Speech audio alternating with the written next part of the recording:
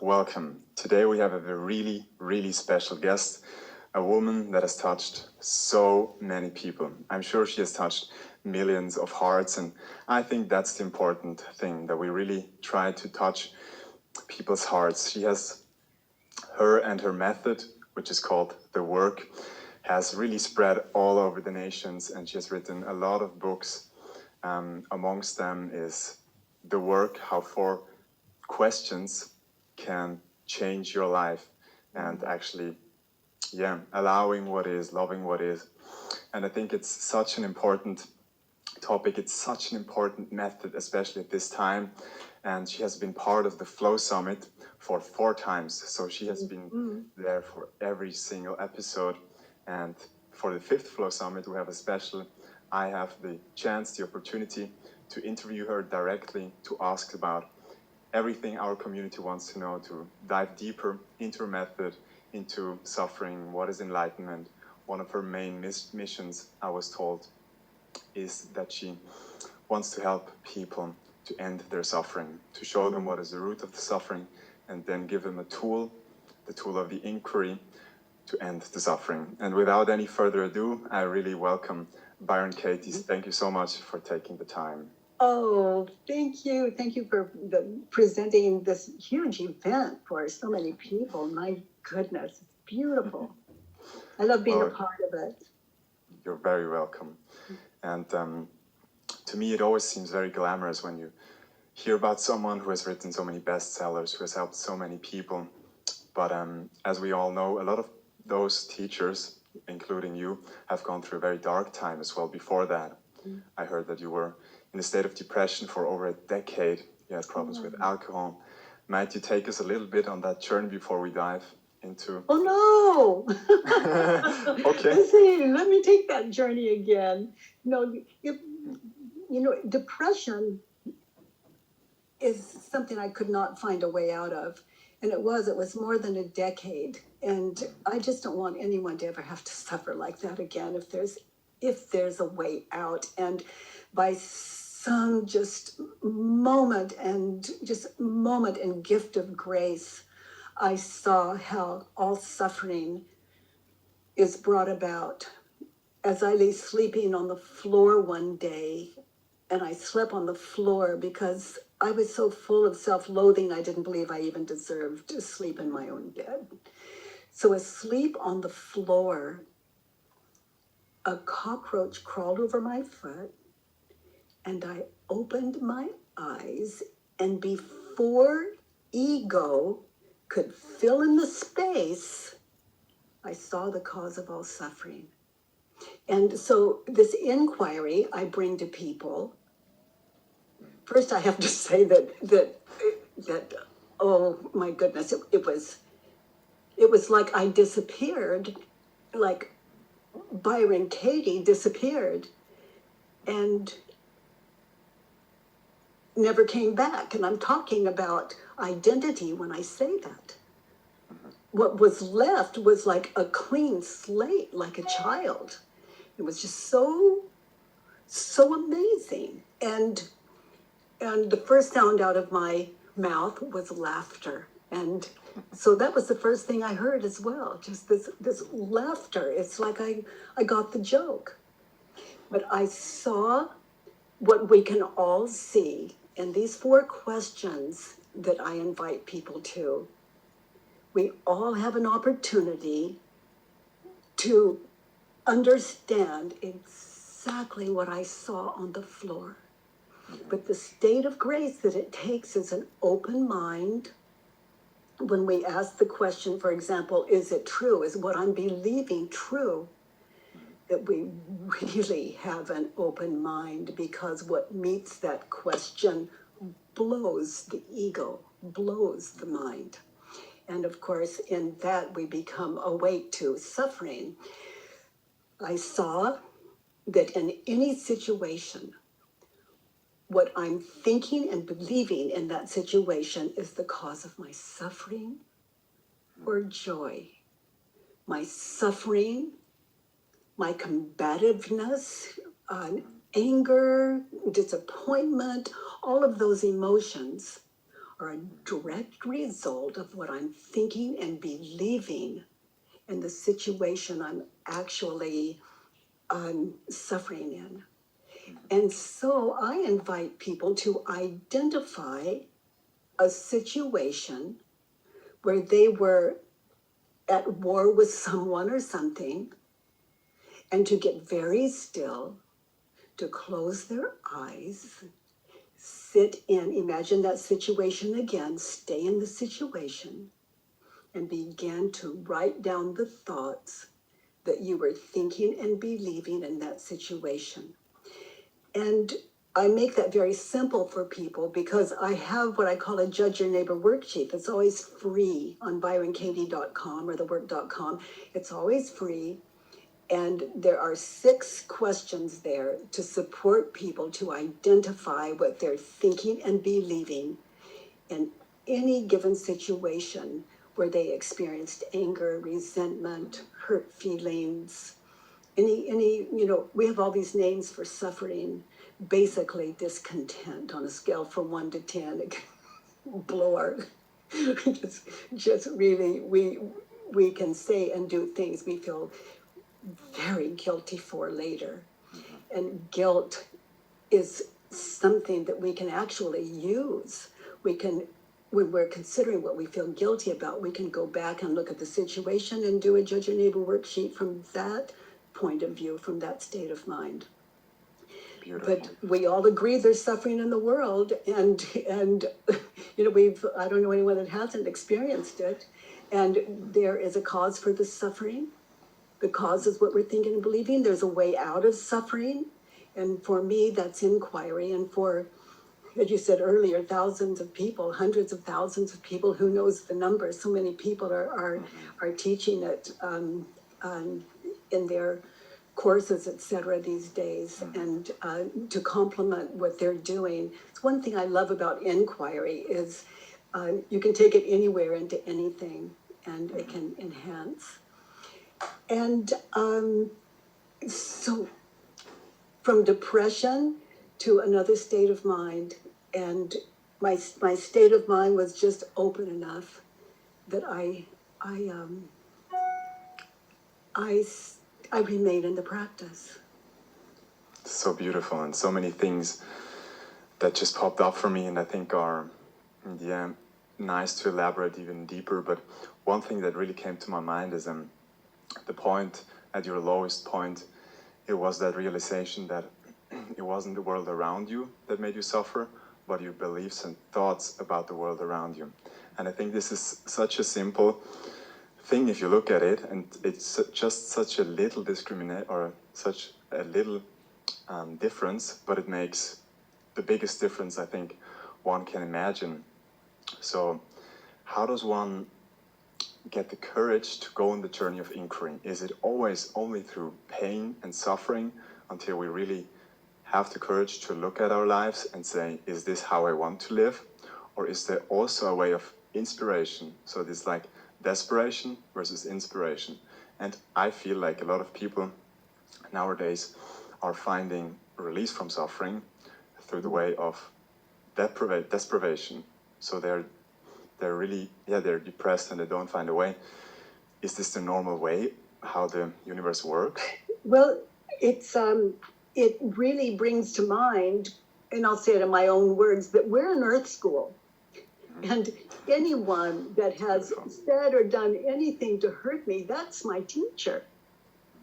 So I have no enemies. There are only teachers in my world.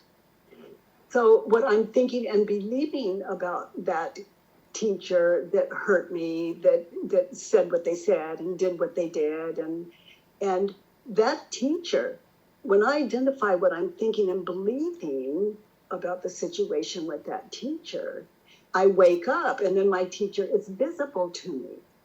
So no enemies, all teachers in Earth School. So we can do the work on anyone and anything. We don't have to be miserable to do the work. I love this work. And, if I tell you that I had breakfast this morning And when I just said I had breakfast this morning, did you see me at breakfast? Did you see a table? Did you see an image in your mind's eye? Yeah. Yeah, so I can tell you I had breakfast this morning and I'm going to have dinner tonight with Stephen, and you can see that. You imagine. But are you imagining or are you being imagined? You see it in your mind's eye. So I can sit here with you and I can talk about breakfast this morning, and I'm awake to the illusion, to the ego's play. I see that, me at breakfast, but I am seated right here, right now. And I'm awake to the dream. And that dream, when we're not awake to it, I see me in the past, and he said, and she said, and they did, and I'm talking to you, and I'm smiling, but I'm lost in the dream, and it's nothing more. It's nothing more than as simple as knowing the difference between that past breakfast and that future dinner, and my mind's eye and being present, knowing what is present. And I'll say, this is like baby school, but I'll say it. It's not so baby school when we're suffering, but it is the difference between being here now in reality or being egoed, imagined away. Like I'm talking to you, but I've got all these problems. I'm just, and I'm smiling, and I'm so worried inside, and I'm hiding it. I'm hiding it from you. It doesn't have to be that way. I can be awake to breakfast, dinner. That's not I. That is not I. If that's me at breakfast in my mind's eye, there are two of me. Now there's dinner. Now there are three of me. Who am I? Who am I? Well, I can see who I'm not. Come home. And if you heard me say, come home, you're in the past. Just notice, and here we are, always present, just being gifted this life, this life of love-filled presence. And this practice has given so many, and I'll say for myself, it has given the grace of life. It's all ultimately, not talking baby talk anymore, all ultimately imagined. Even I am imagined. You are my imagination. What I'm thinking about you, about me, I just said about me, da-dun-da-dun-da-dun. Present. This is why people want to be in the now. We always are in the now. It's just waking up to the not now and appreciating both, not at war, not trying to get rid of anything, but to wake up is to be free of suffering. And so the work, it's a way of sitting in this practice, and a way out of saying and doing things that cause guilt, that double our fear. And it's the end of war, actually, in the world. It's beautiful. In one's individual world. And we all have different worlds. No two people live in the same in the same world. You are in me, meaning you are who I think and believe you to be. And that's personal. If you can hear me, I'm in you. I am who you think me to be, believe me to be, assume me to be. And I can never be more or less than what you believe me to be. And you're responsible for that. And in my world, you're not. I'm responsible for that because you're in my world. So I love that we take responsibility for our world, so we don't have to do war. The end of war. So powerful words. Thank you already. And I think for some people's minds listening to this, everything might not make perfectly sense, right? Yeah. So Yes, it's a lot. yeah, I always encourage people to also listen with their being, with their heart, not only with their ears, but to also, and I think this is very special with you, you have such a deep presence and something flowing through you that really touches the people. And not only the people, the facade, but also their true inner being. And I heard you say once, the trick is not to want to stop the ego, but to be aware of it. And I found this so beautiful, because at the moment you want to get rid of something, there's already the part of that doesn't want to have something. So you need to just be aware of it. And it seems so simple, doesn't it? Yes, but why is it so hard for us to stay in that sweet spot between the future and the past? Well, it leaves us without the world as we understand it to be. It leaves us in consciousness. And in that, we have the whole world, the universe, the infinite. Oh my goodness, that is, that's it. Like, no world. What am I? And the answer is truly infinite, without end. But to stop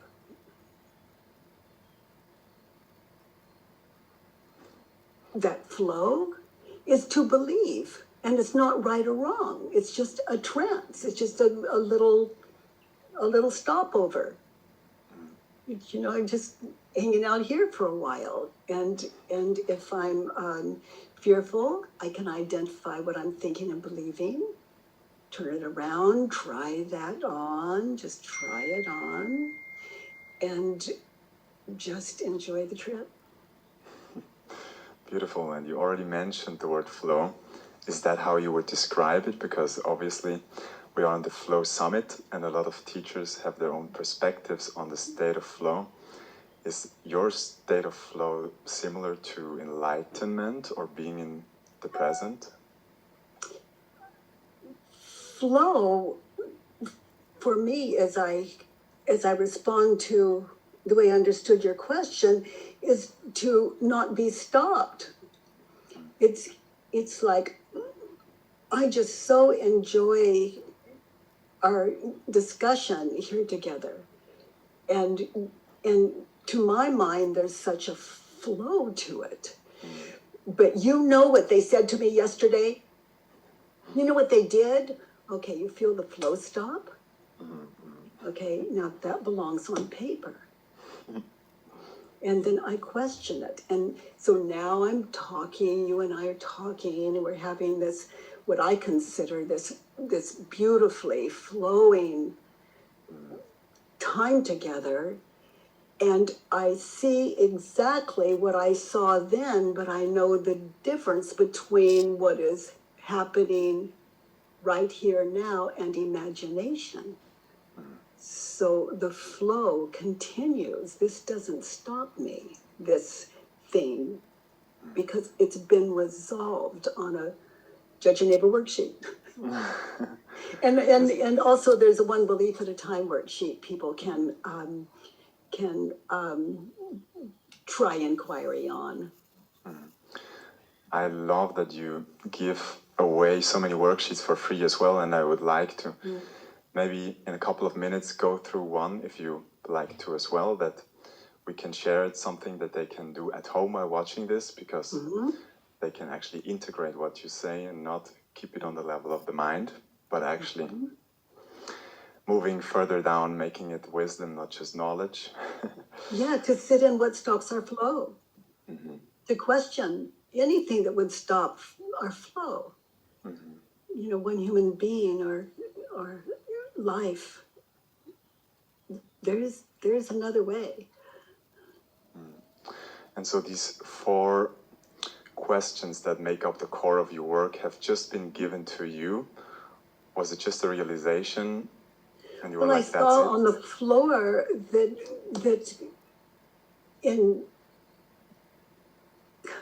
I saw on the floor, from the floor, just without identification, I saw like a window and a sky through the window and clouds, and I saw walls, and then there was the bed next to me, and then I saw that before ego named window, sky, cloud, before the ego could name it, it wasn't anything. But the moment it named what wasn't, it was, it seemed, and that's when I began to laugh. It's like if you're a little child and you see something, you don't know what it is. Like you don't know what a tree is, you don't know what your hand is, you're just like goo goo gaga like a little child. And then there's that moment you believe, like tree. The moment you believe it, that's the first tree in your life. Even if you've lived in a forest for 3 years, you've never seen a tree until you believe it. And so that's what happened to me on the floor. And that's where the laughter came from. And then all of a sudden there was this whole world. The problem was, it wasn't. It was just all here. And so the laughter. So when people identify what they're thinking and believing, and they question it, we wake up to reality.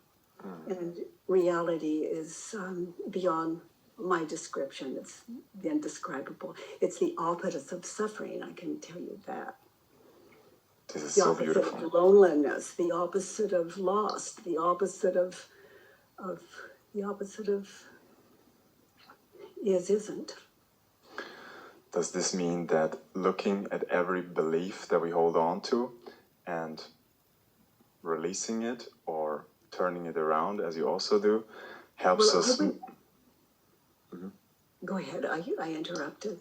Helps us moving in to the direction where we see how things manifest, where we see how something isn't until we believe it is, so it comes into form, it comes into a three-dimensional reality. Is it that we are able to witness this process without interrupting it?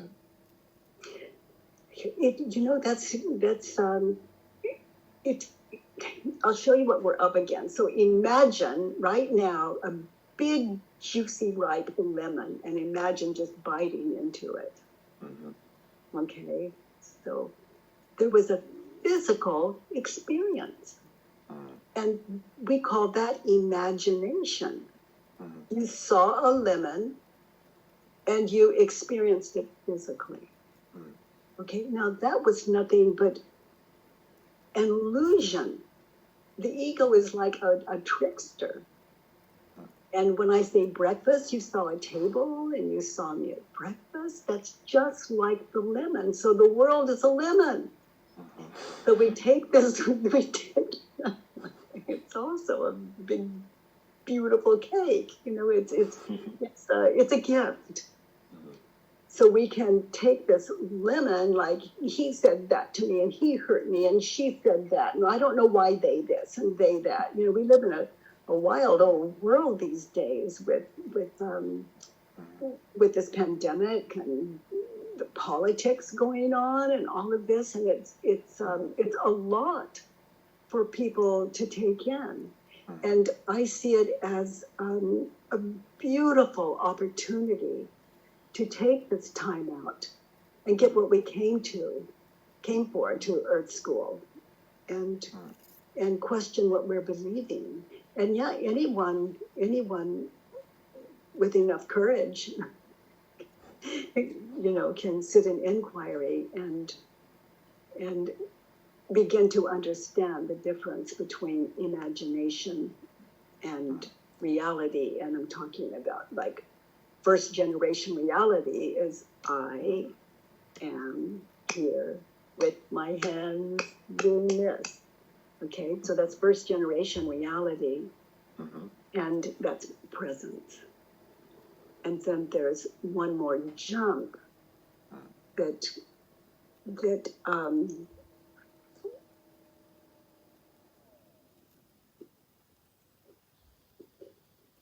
I am all about the end of suffering.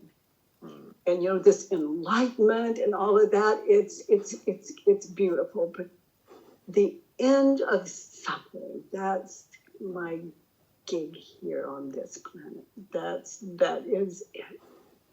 That's where we understand and we grow and we support, and there's a flow that fear has no power to stop. And that flow, that summit, flow summit, we have an opportunity when we hit that summit, to notice what we're thinking and believing, and the images that make it seem so real in our mind's eye. Notice and flow. Wow. And if we identify with our problems and we don't see the connection between our thoughts, our beliefs, and the problems, is this where you bridge with the technique, the work, that you can actually bridge? Yeah, that's where I invite, exactly where you said. That's exactly it. It's where we identify what we were thinking and believing in that situation and answer the 4 questions on the worksheet. This sounds really good. Shall we do it? Oh, yes, let's do. So which worksheet do you want to work with?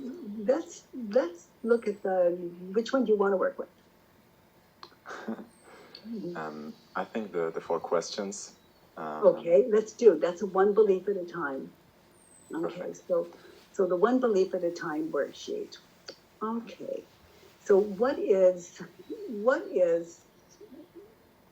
what comes to your mind that you'd like to question? Think of a situation where you were with someone and they said or did something that offended you. So somebody did something that crossed my boundaries, and I didn't feel respected by the other person. Mm-hmm. So what was the situation where they were not respecting you? It's about a situation.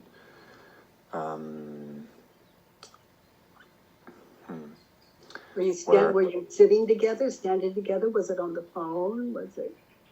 We were sitting together, and I noticed that the person who did it, or it felt to me as if she does not see my view. Mm-hmm. So, yeah, that's what created tension again. So she didn't see your view. Was she disagreeing with you, or she just didn't see your view, you think? It feels like she just didn't see my view. Okay.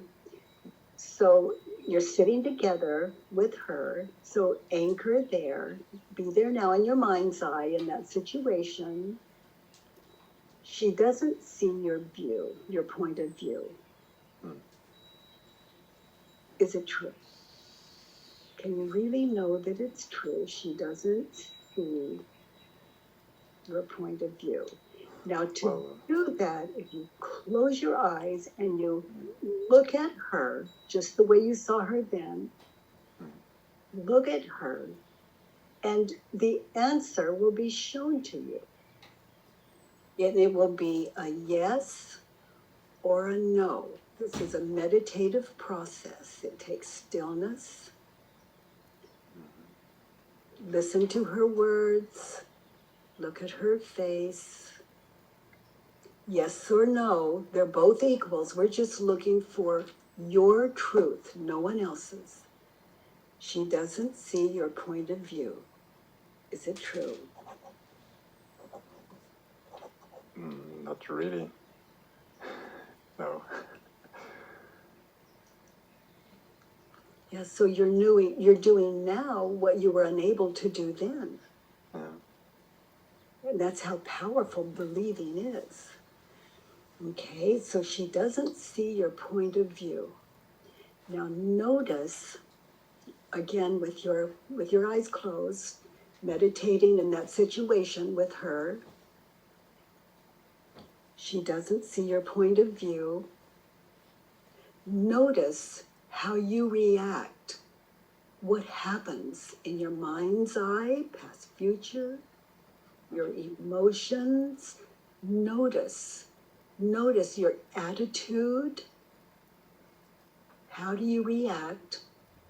What happens when you believe the thought, she doesn't see my point of view?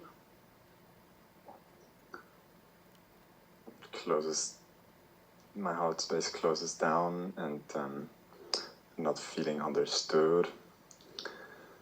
And I feel that I don't breathe as deeply as I did before. And I feel the urge to convince her of my view. Yeah. Now notice the emotions that come from what you described. Mm-hmm. Where is the most, you feel the most emotion? Actually, stomach, lower or mid stomach. Yeah. Now notice how high up. Does it go up to your chest, your shoulders, your neck? And does it go down your legs? And to just be with the emotion. Emotions are not enemies. They wake us up to what we're thinking. They're just there to remind us. It goes a little bit up, solar plexus. Mm-hmm.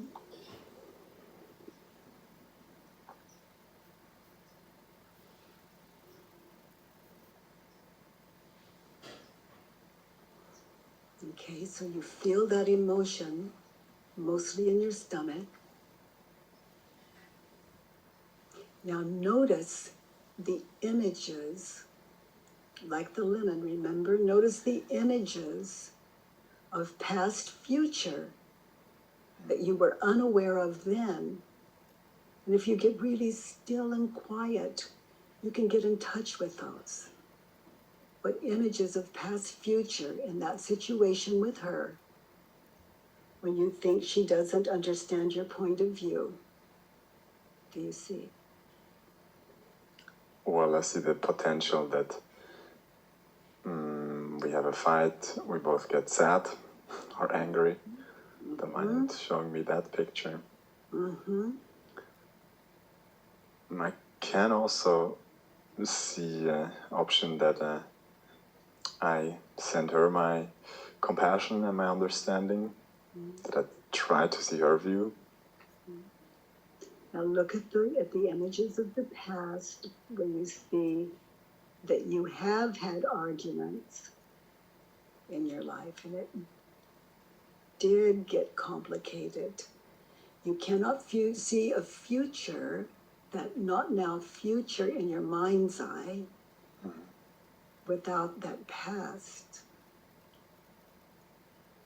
The future reinforces the past, and the past feeds the future. Mm-hmm. Okay. So now you're aware of the cause of your emotions. The ego's play of the not now past, the not now future of the moment. That is the cause of emotions that you feel. So by seeing the past image and realizing that my future projection is directly fed by my past, then you can see that's not her, that's imagination. That's not you, that's imagination. So now you have the movie, as you sit in that situation with her, you have the movie going on, the not her, the not you, the not her, the not you. And then there's her, look at her, the fourth question, who would you be without these thoughts, without the ego? Who would you be without your story? My pure self. Or that part of me that and does listen not have to a story. her. She doesn't see your point of view. Look at her again without the thought. She doesn't see my point of view. Who are you? And I interrupted you, so keep going. Just the being that I am without a story. Now connect with her, and you've seen your attitude. No matter how subtle, you have a good look at it. She doesn't see my point of view. She does see my point of view. So now, check that out. These turnarounds doesn't mean it's doesn't mean we're just checking it out. She does see my point of view. So now this is opportunity. Listen to the word she was saying then that you can hear now. Just had a realization that I don't really know if she sees my point of view or not. It's just my interpretation of her reaction to the situation that I assume she doesn't see my point.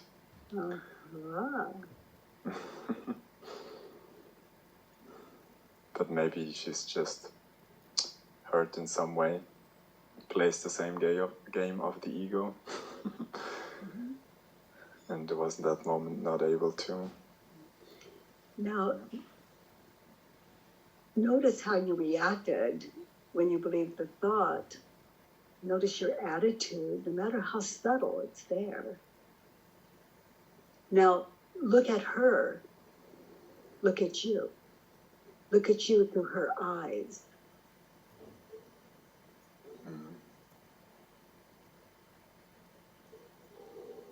She doesn't understand my point of view. Try the turnaround. She does understand my point of view. Try it on. Turnarounds, we just try them on. We see how they feel. Yeah, to see what's valid. She does understand my point of view.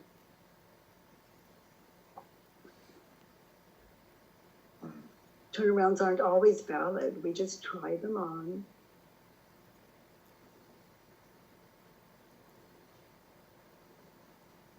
That's good.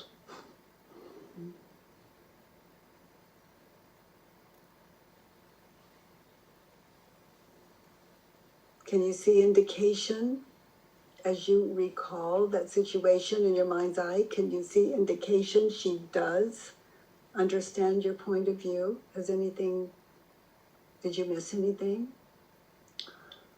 Well, yes, she hasn't explicitly said she doesn't see my point of view. She has just more or less gave an argument that is defensive.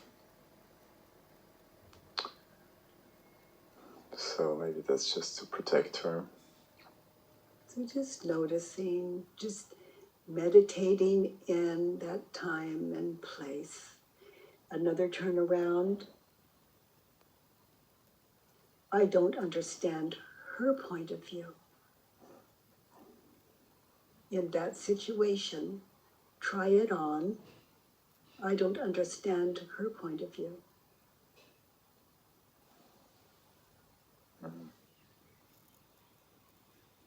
I'm not understanding her point of view in that situation.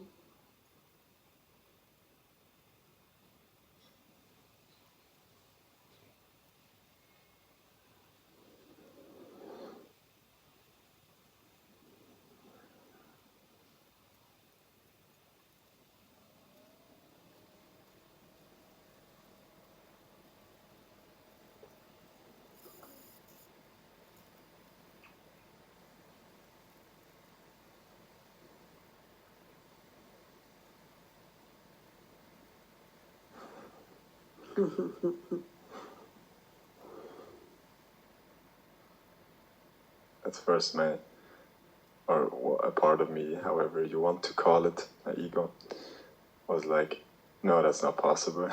But then, Spoken like a true ego, huh? Yeah.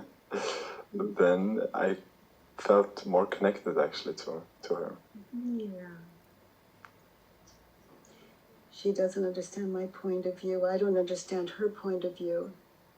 So listen closely to her.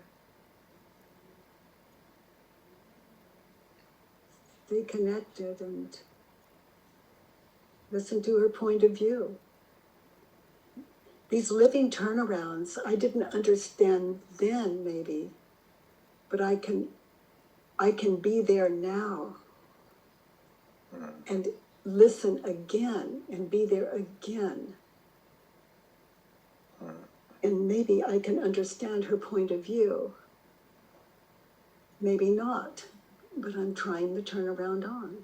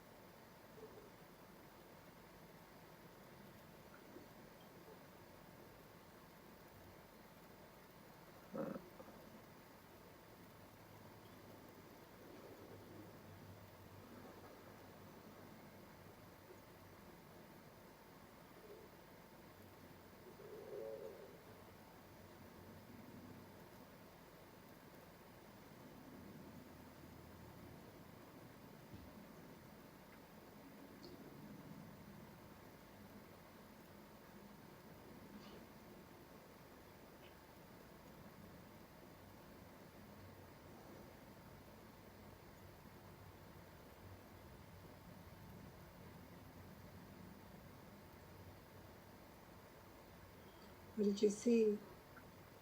What did you experience? It felt like the tension from that situation went away. And it felt like... Were you able to understand her point of view? Yeah, actually, I think so. I felt so. Yeah, I like to just be in that until I understand her point of view. Whatever that means to me or whatever I see. And it's, again, just something to try on, just as you were doing. We just try it on. She doesn't understand my point of view. I don't understand my point of view. Try that one on.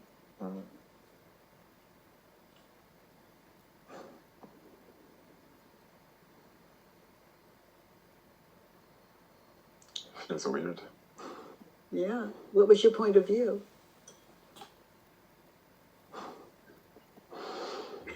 Do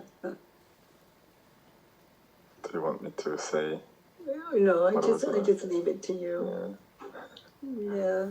The very thing we defend with sometimes, my point of view is so important, and then I don't understand my point of view. Am I into winning and losing? What's up with me in that situation? But it cannot ever be the other person that causes my suffering. It's always what I'm thinking and believing about me, about you. That's powerful. Yeah.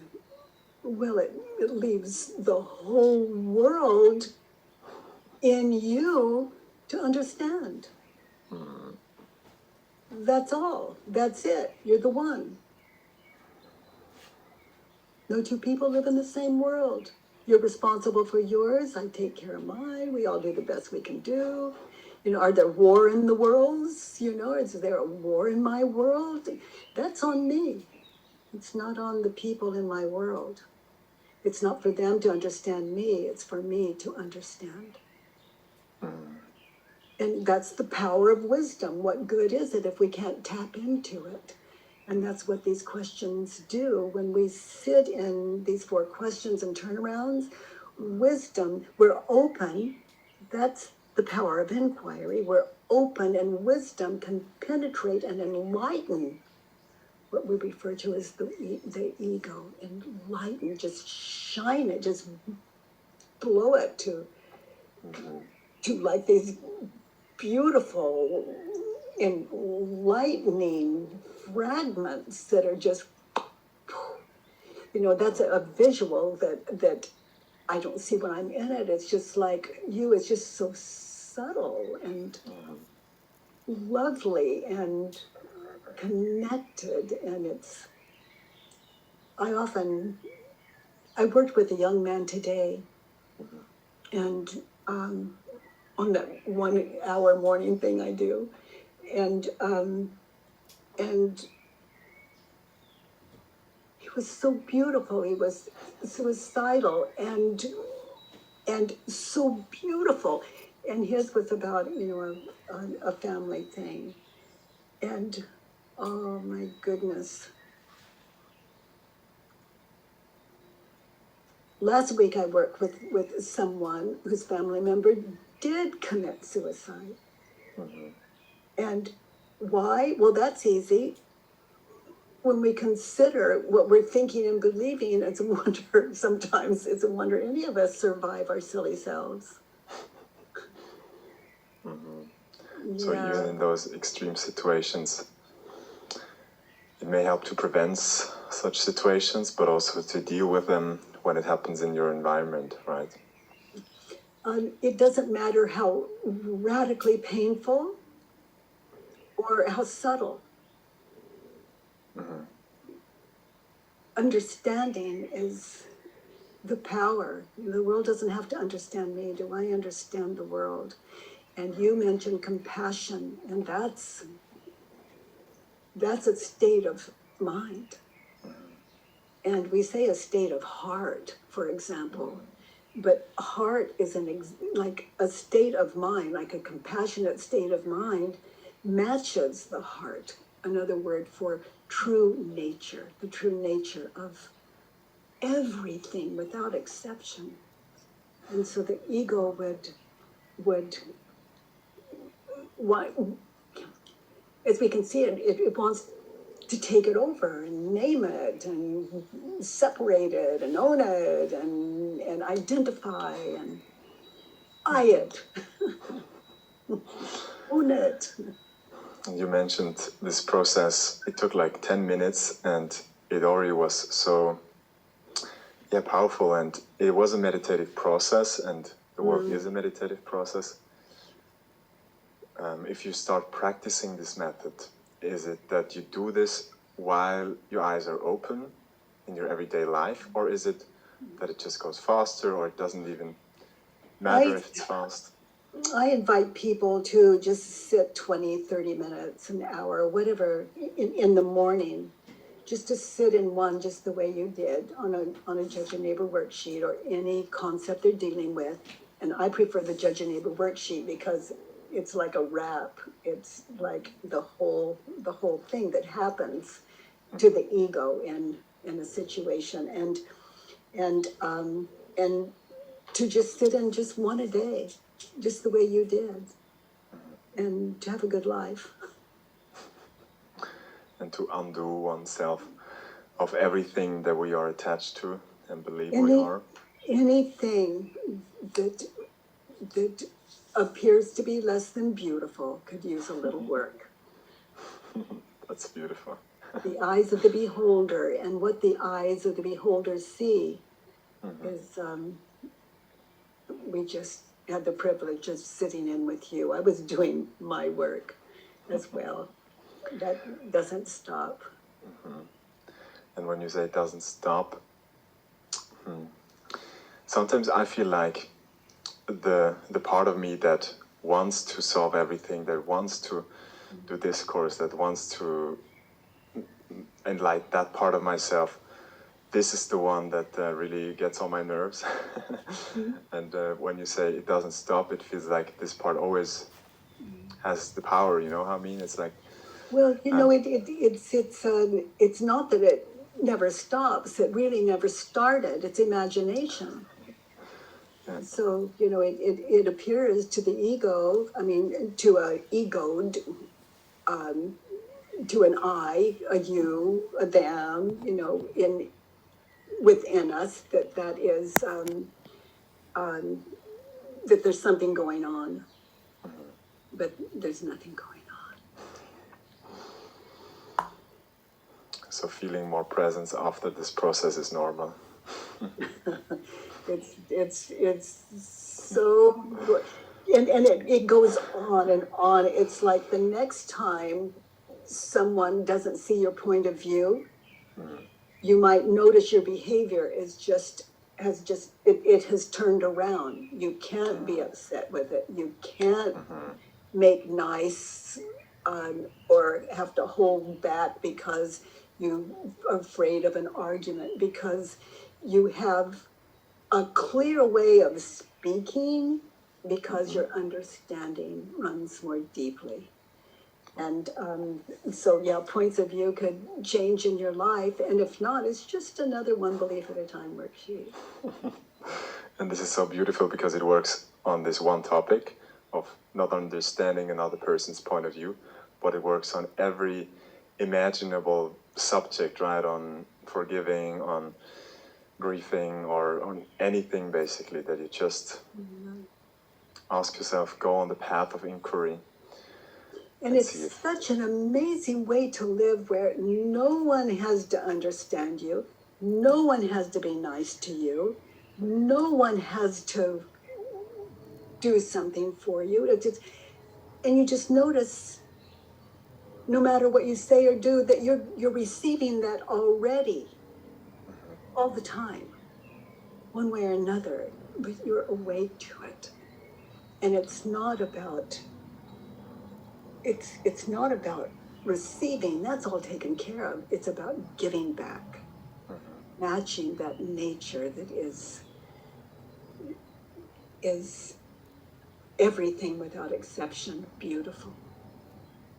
Wow. And I feel this is, especially in these times, so important, because a lot of people go into separation, and I just felt a lot more connected, a lot more close to the person that I was in that particular situation with. And it just came to me that it's like, if we do the work, we all move closer together and actually can in the future, or well, it's only always in the now, but still one day live in harmony with each other and with world peace. World peace is there's no world peace until one discovers that within themselves, because the world lives in me, basically, and that is, I can only see you that way, but the world lives in you, and that I respect, and that I'm devoted to. Every human being, dog, cat, tree, or sky. And when you say the war only is within ourselves, it's not outside, how do you react with everything that is going on? Do you just look at the news and say, is it true? You do the work with this? Or do you do it with I just take it in and devour it and understand it and connect with it, and it's lively, and I'm passionate, and this understanding can be animated and vocal. There are ways of expressing. It is wisdom that is waking the ego up. And waking the ego up, like the ego joins wisdom that is its ultimate home. And when it trusts that wisdom through inquiry, it rests, so it's no longer divided. So wisdom is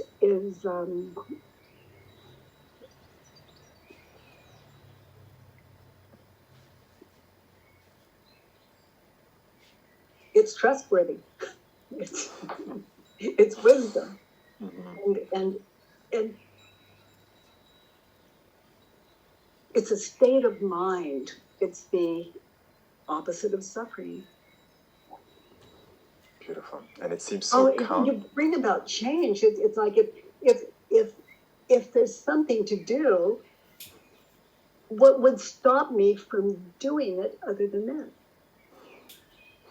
And so I do it. We call it life. I do my heart's. I live my heart's desire out, and anything that would stop me from serving what's in me that looks like the outside world, I'd be crazy not to serve that. That is in, it's not out. And it, to me, maybe to a lot of other people as well, seems so counterintuitive to devour, to approach it, to accept something, to love it, something that seems very frightening, right? Seems very real, very, with a lot of energy of, with a lot of fearful energy and maybe anxiety, maybe sadness, and just to open yourself up to this. And I can imagine that doing the work over and over again, it opens you in a way that you have more courage to open yourself to any situation. Yeah. Is this your experience as well? Yeah, no one would harm another human being if they were not insane. In other words, if they were not asleep. And so you can't even blame the person that said or did that apparent unkind thing. What are they guilty of? What they're thinking and believing. And we look to ourselves for that. So there's no blame. There's only, how can I support you? How can I help? Without those words, but just being, available in the situation and to, just first do no harm, understanding the power. And maybe towards the end of this interview, I heard you once say that there is no time where you are not safe. Can you elaborate on how you mean this? Well, let's say you have a gun in your hand and you hold it up to my head and you pull the hammer back and you say, I'm going to kill you.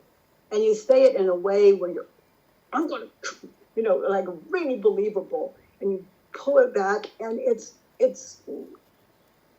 and I hear you say that and I hear the hammer go back on the gun.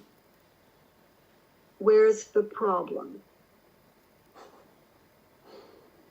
And I ask that seriously. If I am frightened, I have imagined that in my mind's eye, I saw you pull the trigger. You haven't yet. I see the bullet going into my head. That's more imagination. I see that I fall to the ground and I bleed. That's more imagination. I see him running away. That's more imagination. And all he said is, I'm going to kill you. And I did all the rest, imagination. The ego's terrified of losing this object.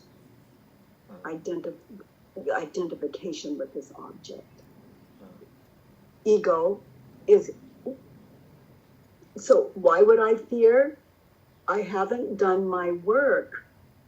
And I don't understand that imagination is the cause of my suffering. I blame it on the man. I blame it on the gun. And that's what I mean by that.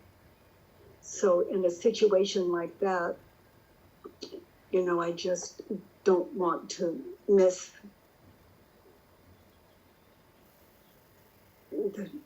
oh, I just want to be compassionate. You know, I'm saying this like it didn't happen to me. It did actually. Wow. But the compassion I felt for this man as I looked into his eyes, that's something beautiful. Wow. Because I'm not in imagination. And he didn't pull the trigger. And I didn't suffer. And I didn't have to say thank you, thank you, thank you. But my thought was, I hope he doesn't do that to himself. Wow. Because no one can harm another human being and not suffer. And then feel guilty. And then try to compensate for that. And it doubles up, it triples up. We become more fearful, more fearful. That's where the compassion originates. Seeing and feeling how every action of another person that harms other people will harm himself or herself.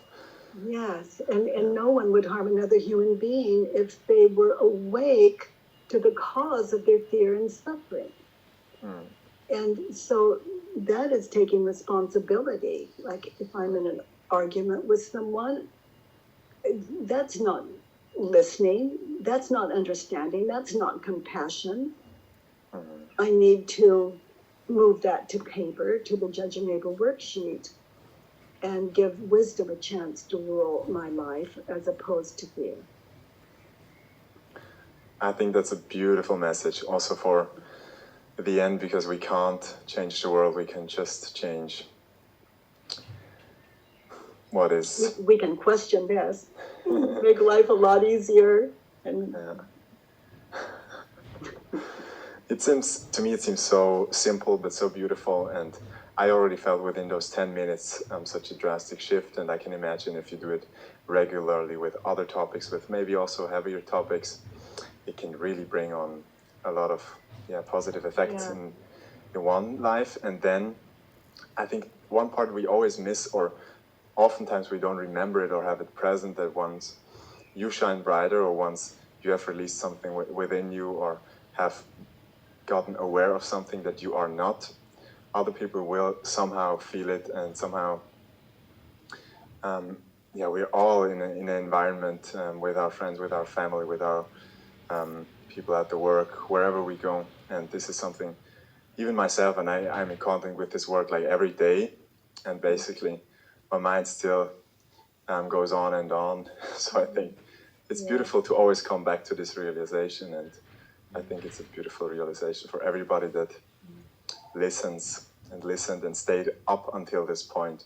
And I always believe someone who watched the video from beginning to end is something within them is resonating with the message that is being told by you, by me, by whatever flows through us. And I think it's beautiful. And I encourage everybody to try on the work we just did, to try on the turnarounds, especially the turnarounds I found so weird. Those turnarounds can really trip you up if you haven't questioned it first. Because those turnarounds, the ego loves to own those turnarounds. So it's the ego will own everything. So it's so yes, you're right. And those 4 questions are golden. Actually, what meets the 4 questions, the answers within us that need it. So beautiful. Those are beautiful ending words. Do you have something else that you want to tell to everybody that is listening and watching? Oh, that suffering's optional. Suffering's optional. There's a way out of suffering, just to identify what we're thinking and believing, and to question it, and just sit alone, the self with the self, and allow wisdom to live. Thank you, Katie. Thank you for taking the time, for your wisdom, for your patience, for decades and decades of helping people ending their own suffering. I'm really grateful, and I hope we can end a lot of people suffering through this interview, through this online conference, show them a way out of suffering through inquiry. I'm happy to be part of it. Oh, thank you for offering this this event to so many people, and everything you just said. Me too. Thank you. Thank you. Beautiful. That was in the flow. That was. I love our time together. It's so sweet. And sitting in inquiry with you. I wonder how many people have been shot and war started because, with the thought, he, she, they don't understand my point of view. Oh my goodness, it was a really powerful one. Yeah, and it just came up. Sometimes you don't know what will come up, and I think that's the beauty and the highest form of teaching also, like to not have a schedule or questionnaire or something, that you just sit in front of people and then see what comes up and tune yourself into the group energy. And this is the art form, because I see a lot of teachers who have their script or who have they think they just go through, and I think it's beautiful to create out of the moment, because that's the only point we can create out of, or the universe creates itself. That's almost the definition of creation, isn't it? What you just said. Yeah, right. Yeah.